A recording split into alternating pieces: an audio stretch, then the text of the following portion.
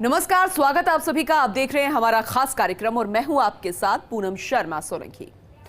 दुनिया के सबसे बड़े लोकतंत्र में चुनाव की प्रक्रिया बेहद महत्वपूर्ण है और इस चुनाव प्रक्रिया का साफ और स्पष्ट होना भी उतना ही महत्वपूर्ण है। इसी मकसद से चुनाव आयोग ने केंद्र सरकार को 6 ऐसी सिफारिशें भेजी हैं जिनसे चुनाव की तस्वीरें अब बदल सकती हैं और उन सब की उम्मीदें भी पूरी हो सकती हैं जो अभी नियमों के कारण वोटर लिस्ट में शामिल होने से वंचित रह जाते हैं। और ऐसे में यदि केंद्र सरकार चुनाव आयोग की सिफारिशें मान लेती है तो वोटर लिस्ट से लेकर ओपिनियन पोल तक के सारे नियम बदल जाएंगे और जिसके बाद चुनावी सिस्टम की भी बदली तस्वीरें नजर आ सकती है।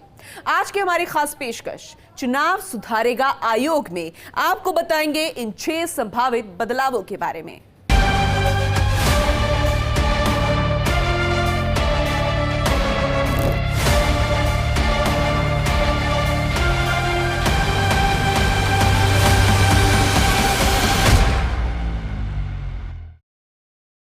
देश के नए मुख्य चुनाव आयुक्त राजीव कुमार की नियुक्ति के बाद जल्द ही चुनाव से जुड़े महत्वपूर्ण बदलाव देखने को मिल सकते हैं, जिसमें वोटर कार्ड को आधार से लिंक करने, ओपिनियन पोल और एग्जिट पोल पर बैन लगाने के साथ ही 6 प्रस्ताव केंद्र सरकार को भेजे गए हैं। ऐसे में यदि चुनाव आयोग के प्रस्तावों को मंजूरी मिल जाती है तो 6 ऐसे बड़े बदलाव होंगे जिनकी वर्षों से मांग की गई है। इन्हीं प्रस्तावों में से एक प्रस्ताव है वोटर ID कार्ड को आधार से लिंक करने का। तो आपको अब इस रिपोर्ट में बताते हैं कि इस नियम में सुधार से कितनी कुछ तस्वीरें बदलने वाली है। So you cannot bulldoze this kind of legislative document. Bill is opposed to the Supreme Court judgment in the Puttaswamy case, where it is mentioned that an EPIC card is issued through a constitutional process by a constitutional government authority. We are forgetting that Aadhaar was only meant to be a proof of residence. It is not a proof of citizenship. That there is an allegation against the BJP that one of their ministers is a Bangladeshi, is an allegation in West Bengal. That must be verified when he talks about the other people. जो हमारे माननीय सदस्यगण ने इस bill का introduction को oppose करने का जो तर्क दिया है वो बिल्कुल निराधार है और उसमें जो सुप्रीम कोर्ट का जजमेंट का हवाला दिया वो भी बिल्कुल मिस इंटरप्रेट किया गया है। उन्होंने ना ही इस बिल का ऑब्जेक्टिव को सही तरीके से समझा है, ना इस तर्क जो दिया है वो सही है। संसद में ये बहस उस समय की है जब वहाँ चुनाव संशोधन कानून पर बहस हो रही थी।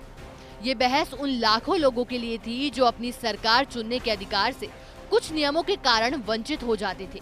लेकिन इस नियम के पास होने के बाद कुछ उम्मीदें जगी तो कुछ खामियों ने मतदाताओं को अभी भी कुछ अधिकारों से वंचित कर दिया। लेकिन एक बार फिर से लाखों उम्मीदवारों और वर्षों से चुनावी नियमों में खामियों के चलते वंचितों को अब उनके अधिकार मिलने की आस जागी है। चुनाव आयोग ने इस बार केंद्र सरकार को ऐसे प्रस्ताव भेजे हैं जो हो सकता है कि आने वाले दिनों में चुनावी तस्वीरों को पूरी तरह से बदल दें। वोटर कार्ड को आधार से लिंक, 2 सीट से चुनाव लड़ने पर रोक, चुनाव न लड़ने वाले दलों के रजिस्ट्रेशन रद्द करने का अधिकार, ओपिनियन पोल, एग्जिट पोल पर रोक की मांग, चुनावी चंदों की खुलासा करने की मांग, नए मतदाता बनने के नियमों का प्रस्ताव। इन नियमों से सबसे पहले उन 2 नियमों की बात करते हैं जो लोकतंत्र के मंदिर में अपनी सरकार चुनने का अधिकार रखते हैं।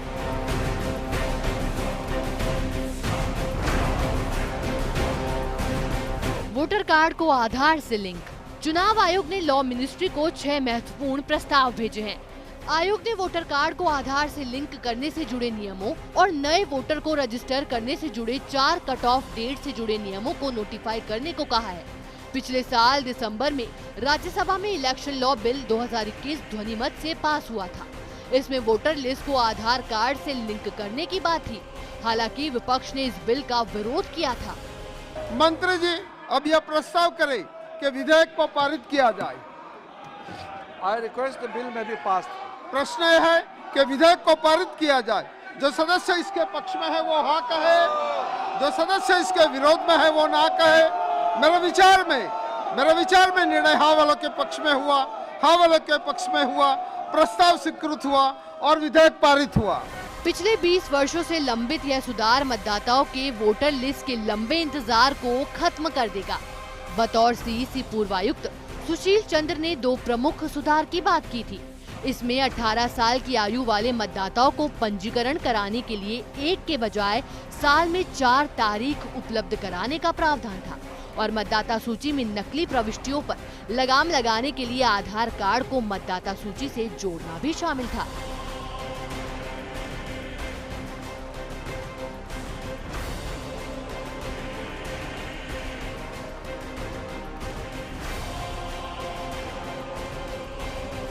ऐसे में एक बार फिर से चुनाव आयोग के प्रस्ताव से चुनावी सिस्टम की ओर सुधरने की उम्मीद जगी है। मतदाता सूची साफ सुथरी और अधिक मजबूत होगी। डुप्लीकेट वोटर आईडी गायब हो जाएगी। घुसपैठियों को पकड़ने में मदद मिलेगी। फेक वोटर आईडी के जरिए गैर कानूनी गतिविधियों पर लगाम लगेगा। फर्जी वोटर आईडी के जरिए हो रहे खेल पर रोक लगेगी। अभी तक 1 जनवरी को या उससे पहले 18 साल के होने वाले लोग मतदाता के तौर पर पंजीकरण करा सकते थे। इससे 2 जनवरी को या उसके बाद 18 साल के होने वाले लोगों को मतदाता के तौर पर पंजीकरण कराने के लिए 1 साल इंतजार करना पड़ता था। लेकिन अब एक बार फिर नियम जारी हो जाने के बाद युवा लोग हर साल 4 अलग अलग तारीखों पर मतदाताओं के तौर पर पंजीकरण करा सकते हैं। दूसरा सबसे बड़ा सुधार आधार को मतदाता सूची से जोड़ना है ताकि नकली प्रविष्टियों पर रोक लगाई जा सके। इससे मतदाता सूची साफ सुथरी हो जाएगी तथा अधिक मजबूत भी बनेगी।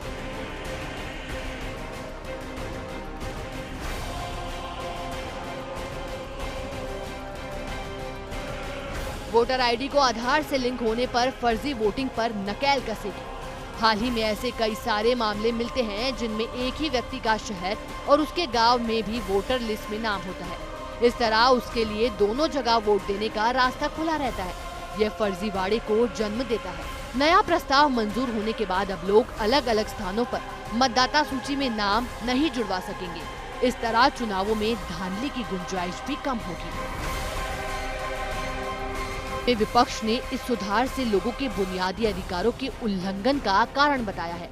विपक्ष का यह भी आरोप है कि यह संशोधन बिल आधार पर सुप्रीम कोर्ट के फैसले का भी उल्लंघन करता है। पिछले साल संसद में इससे संबंधित बिल पर काफी बहस भी हुई थी। लोकसभा में चुनाव कानून विधेयक पारित होने के बाद कांग्रेस नेता अधीर रंजन चौधरी ने इस पर अपनी प्रतिक्रिया भी दी थी। I would like to refer the verdict of Puttaswamy and Union of India, which limited the use of Aadhaar authentication solely to welfare program and to link with 10 numbers of the purposes of income tax. Previous instances where the Aadhaar was used to clean up databases as was done with Mahatma Gandhi, Rural Employment Guarantee Act and the public digital system हमारे कुछ मान्य सदस्य कर रहे हैं, उसको सुनिए please. अपनी सीट पर वापस जाइए। Deletion of people from database, sir. Raising data security, sir. We do not have the data protection law right at this moment at our disposal. So you cannot bulldoze this kind of legislative document which is replete with legal infirmity. आधार को voter card से जोड़ने की कवायद फरवरी 2015 में तत्कालीन मुख्य चुनाव आयुक्त HS ब्रह्मा के कार्यकाल के दौरान आयोग द्वारा शुरू की गई थी। हालांकि आधार वोटर आईडी लिंकिंग प्रक्रिया को अगस्त 2015 में निलंबित कर दिया गया, क्योंकि सुप्रीम कोर्ट ने आधार कार्ड के उपयोग को LPG और केरोसिन वितरण और सार्वजनिक वितरण प्रणाली तक सीमित कर दिया था।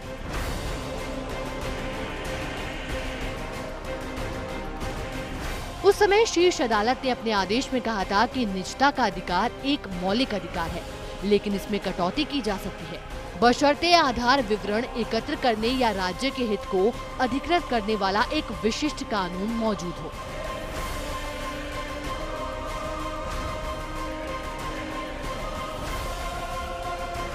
दो 2019 में आधार अधिनियम में उचित संशोधन के साथ आधार के संग्रह की अनुमति देने के सुप्रीम कोर्ट के फैसले के बाद चुनाव आयोग ने कानून मंत्रालय को पत्र लिखकर आधार के साथ मतदाता कार्ड को अनिवार्य रूप से जोड़ने के लिए एक उपयुक्त संशोधन की मांग की। इस पर कानून मंत्रालय ने सहमति भी जताई। अब भले ही राजनीतिक पार्टियां इस पर अपनी अपनी मंशा और शंका जाहिर करती रही हों, लेकिन चुनाव आयोग का मानना है कि अगर सरकार ये प्रस्ताव पारित करती है तो इससे फर्जी मतदान रोकने में काफी मदद मिलेगी। इतना ही नहीं, चुनावी अधिकारी नए मतदाताओं से आधार की डिटेल मांग सकेंगे। साथ ही बूथ कैप्चर के जो मामले सामने आते हैं उस पर भी रोक लग जाएगी। Bureau report, first India news. जब देश चुनावी प्रक्रिया से गुजरता है तो ऐसी तस्वीरें अक्सर देखी जाती है कि कई नेता दो दो सीटों से अपना दावा ठोकते हैं और पर्चा भरते हैं। कोई भी दल चाहे कोई भी हो, हर बार ऐसे मामले देखने को मिल जाते हैं जिन पर सियासत तो होती ही होती है, लेकिन चुनाव आयोग को भी कई समस्याओं से गुजरना पड़ता है जिसमें सरकारी पैसे से होने वाला खर्चा भी बढ़ जाता है। ऐसे में सवाल तो लाजमी है कि आखिर क्यों किसी बड़े नेता को दो जगहों से चुनाव लड़ने की मजबूरी आ पड़ती है और इसका राजनीति पर असर क्या होता है, क्योंकि राजनीति के मैदान में एक एक सीट का महत्व होता है और एक एक सीट पर चुनाव लड़ने के कई मायने भी होते हैं। ये रिपोर्ट देखिएगा। नए नियम, नए कायदे, आयोग बदलेगा चुनावी शर्तें, एक उम्मीदवार एक सीट, अब बदलेगी चुनावी तस्वीर। जी हाँ, वर्षों से ऐसी परंपरा बनी हुई है कि अक्सर बड़े नेता एक से ज्यादा सीटों पर चुनाव लड़ना पसंद करते हैं। इसका कारण किसी और को हार का डर होता है तो किसी का मकसद दूसरे राज्य से जाकर रणनीतिक संदेश देना होता था। भले ही संविधान में नेताओं को इस तरह का अधिकार मिला हो, लेकिन जब जब इस तरह का कोई भी काम होता है तो भुगतान हमेशा जनता को ही करना पड़ता है।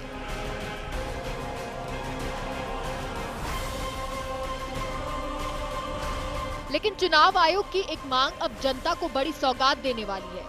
वर्षों से सत्ता की चाह रखने वाले नेताओं की वजह से जब जनता का पैसा पानी की तरह बहता था, उस पर अब रोक लगने वाली है। चुनाव आयोग ने केंद्र से एक ऐसी मांग कर दी है जिसे यदि हरी झंडी मिल जाती है तो सत्ता का सपना देखने के लिए दो दो सीटों से जो चुनाव लड़ा जाता था उस पर अब ब्रेक लग जाएगा।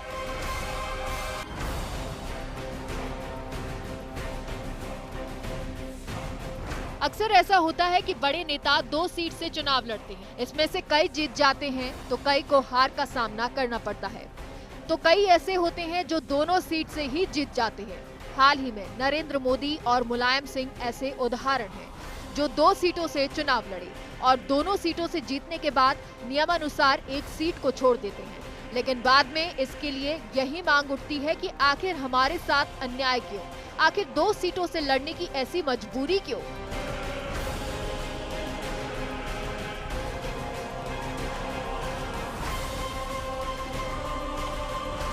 सबसे पहले इतिहास के साथ इसकी शुरुआत करते हैं। 1996 से पहले देश के संविधान में ऐसा प्रावधान था कि नेता 3 सीटों से चुनाव लड़ सकते थे, लेकिन बाद में representation of the people act में संशोधन के बाद ये तय किया कि कोई भी उम्मीदवार 2 से अधिक सीटों पर चुनाव नहीं लड़ सकता। इस कानून के पहले से देश में ऐसा कई बार हुआ कि कई नेता 3 सीटों से चुनाव लड़ते थे। इनमें अटल बिहारी वाजपेयी भी ऐसे नेता थे जो 3 सीटों से चुनाव लड़े थे। साल 1957 में अटल बिहारी वाजपेयी लड़े थे 3 जगहों से चुनाव। यूपी की 3 सीटों बलरामपुर, मथुरा, लखनऊ से लड़ा चुनाव। सिर्फ बलरामपुर से दर्ज की थी सीट अटल बिहारी वाजपेयी। 1991 में विदिशा और लखनऊ से चुनाव में उतरे, दोनों जगहों से जीते। 1996 में वे गांधीनगर और लखनऊ से उतरे, दोनों जगह से जीते। लाल कृष्ण आडवाणी 1991 में नई दिल्ली और गांधीनगर से चुनाव मैदान में उतरे, दोनों जगह जीते। सोनिया गांधी 1999 में बेल्लारी और अमेठी से चुनाव में उतरी और जीती। एनटी रामाराव 1985 गुडीवडा, हिंदूपुर और नालगोंडा से लड़े। आंध्र विधानसभा चुनाव में तीनों जगह जीते। मुलायम सिंह यादव 2014 में आजमगढ़ और मैनपुरी से चुनाव में उतरे और जीते। लालू प्रसाद यादव 2009 में सारण और पाटलिपुत्र से चुनाव मैदान में उतरे और जीते। देवीलाल 1991 में 3 लोकसभा सीटों सीकर, रोहतक, फिरोजपुर से चुनाव लड़ा। सीकर, रोहतक से जीत गए, फिरोजपुर से हार गए। नरेंद्र मोदी वडोदरा और बनारस से चुनाव लड़ा, दोनों जगह जीते। राहुल गांधी वायनाड और अमेठी से चुनाव लड़ा, अमेठी से हारे। देश में हमेशा ऐसा कई बार हुआ कि बड़े नेता 2 जगह से चुनाव लड़ते हैं। ऐसे में इसका खामियाजा जनता को भुगतना पड़ता है।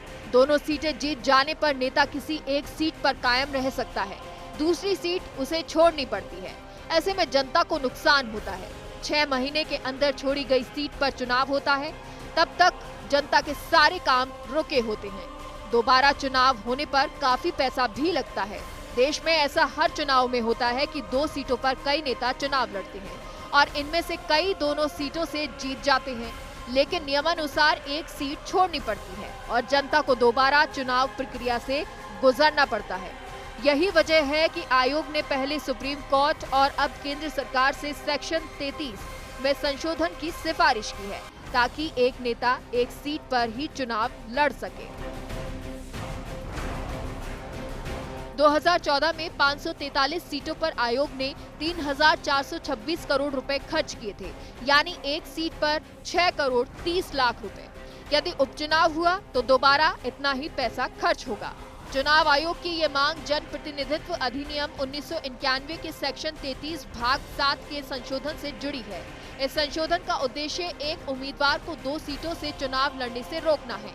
ये एक्ट वर्तमान में एक व्यक्ति को 2 निर्वाचन क्षेत्रों से आम चुनाव या उपचुनावों के समूह या द्विवार्षिक चुनाव लड़ने की अनुमति देता है। ऐसे में अब माना जा रहा है कि यदि चुनाव आयोग की सिफारिश का केंद्र मान लेता है तो जनता को एक बड़े खामियाजे से मुक्ति मिल जाएगी, जिसका वहन उसे हर चुनाव में करना पड़ता है। Bureau report, first India news. चलिए यहाँ पर रुकेंगे एक छोटे से ब्रेक के लिए, फौरन लौटते हैं।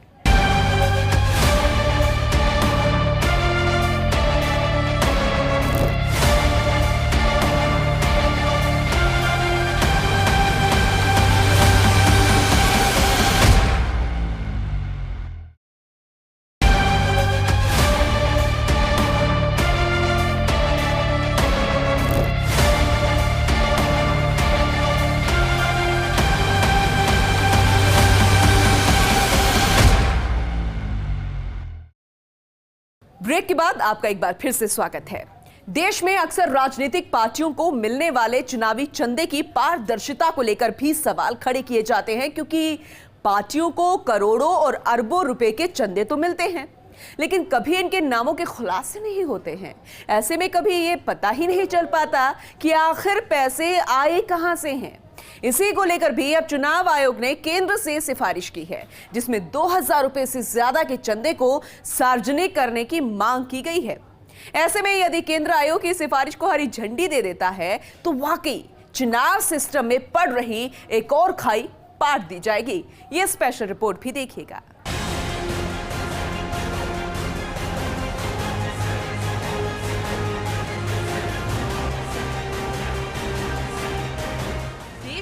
जब जब चुनाव होता है तो सिस्टम और पार्टियों पर कई सवाल खड़े होते हैं। कभी ये सवाल चुनावी चंदे के लिए होते हैं तो कभी एग्जिट पोल के लिए, क्योंकि सवाल तो उठना लाजमी है। कारण साफ है, जब देश की जनता को पाई पाई का हिसाब चुकाना पड़ता है तो फिर राजनीतिक पार्टियां चंदा देने वाले का नाम क्यों छिपाते हैं? आखिर क्यों करोड़ों रुपए चंदा देने वालों को टैक्स में छूट दे दी जाती है?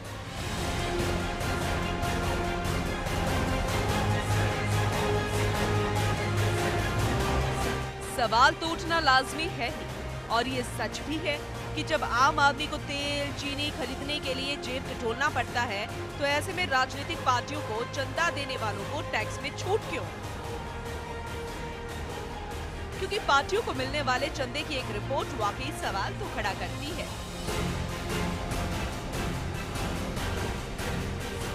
चुनाव आयोग के सामने पेश की गई एक वार्षिक ऑडिट रिपोर्ट के अनुसार राजनीतिक पार्टियों की जेब भारी। भाजपा 2.5 हजार करोड़ रुपया, कांग्रेस 318 करोड़ रुपया, तृणमूल कांग्रेस 100 करोड़ रुपया, डीएमके 45 करोड़ रुपया, शिवसेना 41 करोड़ रुपया, राकपा 20 करोड़ रुपया, आप 17 करोड़ रुपया, राजद 2.5 करोड़ रुपया।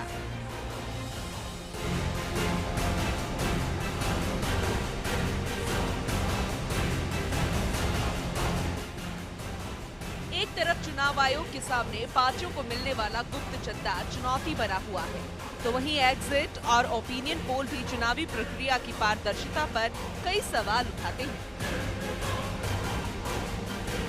क्योंकि अक्सर चुनावों से पहले किए जाने वाले पोल जनता को भ्रमित करते हैं, जो कि उसे उसके हक से भी वंचित करते हैं,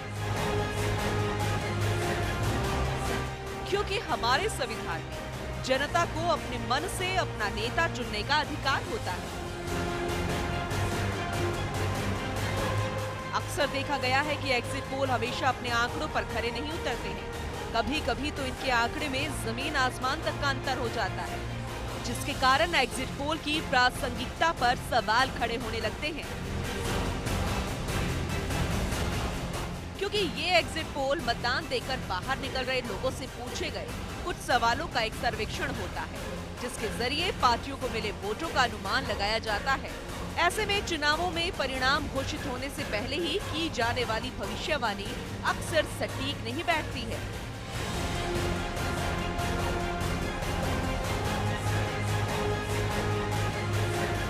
तो वही चुनावों से पहले होने वाले सर्वे यानी ओपिनियन पोल भी प्रासंगिकता पर खरे नहीं उतरते। हालांकि 2004 में चुनाव आयोग ने एक बार फिर एग्जिट पोल और ओपिनियन पोल के नियमों में कुछ बदलाव की बात की। चुनाव आयोग ने ये मांग कानून मंत्री के सामने representation of the people act में कुछ संशोधन कराने के लिहाज से रखी थी, जिसमें ओपिनियन पोल और एग्जिट पोल को चुनाव के एक निर्धारित समय के दौरान बैन करने की मांग की गई थी। फरवरी 2010 में फैसला आया तो जरूर, लेकिन ये पूरी तरह से चुनाव आयोग के पक्ष में नहीं रहा। ऐसे में अब एक बार फिर से जब केंद्र सरकार के सामने चुनाव आयोग ने सिफारिश रखी है, तो यदि इसे हरी झंडी मिलती है तो वाकई ये भारत में स्वतंत्र चुनाव कराने की दिशा में एक बड़ी जीत होगी, जिसमें सिस्टम के सामने पूरी पारदर्शिता रहेगी। Bureau report, first India.